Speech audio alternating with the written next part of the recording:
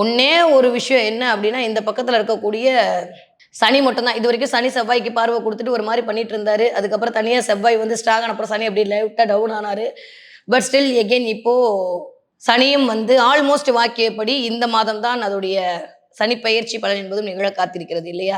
இதெல்லாம் அப்படி கூட்டி கழிச்சு பார்த்தா 12 ராசி அமைப்புகளும் இந்த தடவ ஒரு சேர யாருக்கு இயங்கப் போகிறதுன்னா, மேஷ ராசிக்காரர்களுக்கு இயங்கப் போகிறது. அப்ப இந்த தடவ உங்களுடைய தசாபுத்தியை பொறுத்து உங்களுக்கான நல்லவை எல்லாம் உங்களை நோக்கி வருவதற்கான வாய்ப்புகள் தீர்மானம் செய்யப்படும். ஃபர்ஸ்ட் இந்த 11ஆம் இடத்துல இருக்கக்கூடிய இந்த தன்மை புதனோடு சேரும்போது என்ன ஆகும்னா, பிரம்மாண்டமான ஒரு வெற்றியை நோக்கி உங்களை பயணப்படும். நெறைய எல்லாம் எது பண்ணாலும் பிரம்மாண்டமா பண்ணணும், எது பண்ணாலும் பெருசா பண்ணணும் அப்படின்ற மாரியான ஒரு உத்வேகத்தை மேஷராசிக்காரர்களுக்கு இந்த தடவ இயல்பாகவே கொண்டு வந்து குடுக்கும். 2ஆம் வீட்டு அதிபதி சுக்கிரன் ராகுவோட சேர்ந்திருக்கிறது அப்படின்றது நல்லதா? கெட்டதா? அப்படின்னா, அவங்கவங்க மனதிற்கு சம்மந்தப்பட்ட விஷயமா அத எடுத்துக்கலாம். பட் ஸ்டில் எனக்கு தெரிஞ்சு ரொம்ப ரொம்ப நல்ல விஷயம் தான். ரொம்ப நாளுக்கு அப்புறம் சந்தோஷமா இருக்க போறீங்க. ரொம்ப நாளுக்கு அப்புறம் பார்லர் போறீங்க. ரொம்ப நாளுக்கு அப்புறம் உங்கள அழகுபடுத்திக்கணும்னு தோண போது.